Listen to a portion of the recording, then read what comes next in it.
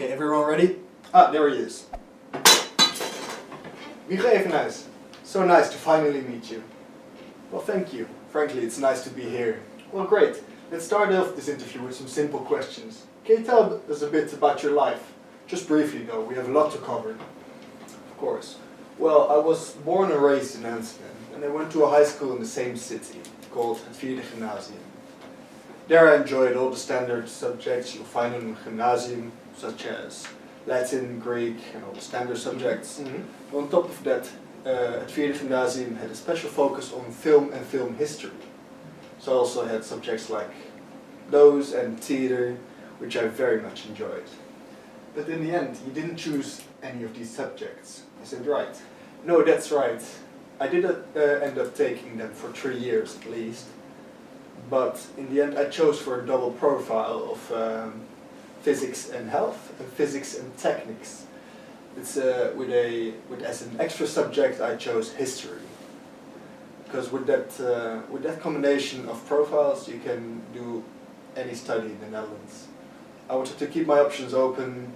That's what I did. I'm very happy I did. It says here you took a gap year after high school. Tell me, what did you do?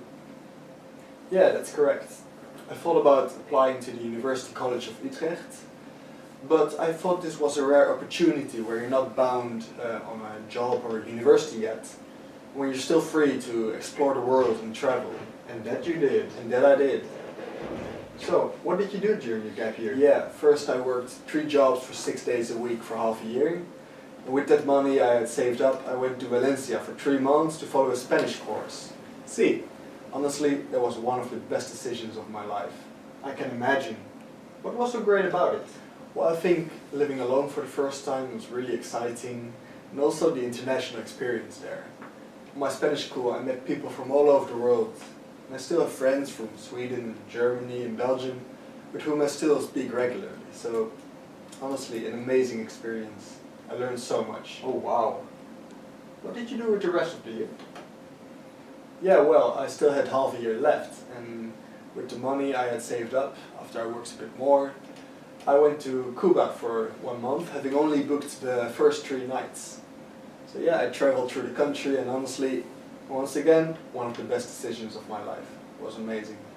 And after your gap year, what did you do then? Well, I started my study at the University of Antwerp.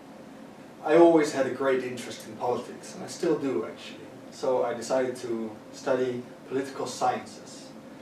This turned out to not really be my thing, unfortunately, so I quit after 1 year. Oh well. And what do you do now? Well, at the moment I'm having a semi-gap year, or a bridge year, you could call it. I'm studying language and literature with Spanish and German. Yeah, to brush up on those 2 languages. But I already know that I will quit after 1 year. I mostly took this gap year to focus a bit more on my creative life. Your creative life? Tell me more. Well, I've been producing music for a few years now, mostly electronic tracks, but also some acoustic, like the one you're hearing right now. Il piacere più nobile è la gioia della comprensione. Who's this guy? Sono Leonardo da Vinci, maestro dell'arte e saggezza. Anyway, get him out of here. I've also been practicing my DJing skills, although because of the pandemic it's hard to practice in the room, of course. Everybody put your hands up. I've also been practicing playing piano, and I've also been enjoying animation and editing videos, like the ones you're seeing right now. Okay, so plenty of creative content, but what about your academic life? I always really enjoyed learning, but my greatest academic achievement was my final project. We made a strand-based, it's a mechanical animal that could walk on wind power, out of more than 500 3D printed parts and 40 meters of aluminum. Very impressive. What about your future? Well, at the moment I'm trying to develop myself on as many fronts as possible. Uomo universalis. It's still easy to learn new languages and broaden your view of life when you're still young. That's what I'm trying to do, learn as much as possible from all matters of life. L'apprendimento non sorge mai la mente. It's a good philosophy, I would say. But what would be your next move? I want to take this knowledge and become a diplomat or get into politics. if I don't become famous with my music before that, of course. I think it's of the most importance to have a very broad education, especially for jobs such as those. Okay, that's pretty clear. And to end off this interview, how would you describe yourself in a few short words?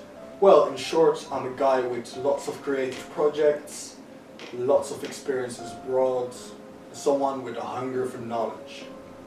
I'm ambitious, I'm hardworking, most of all, a perfect candidate for the UCG.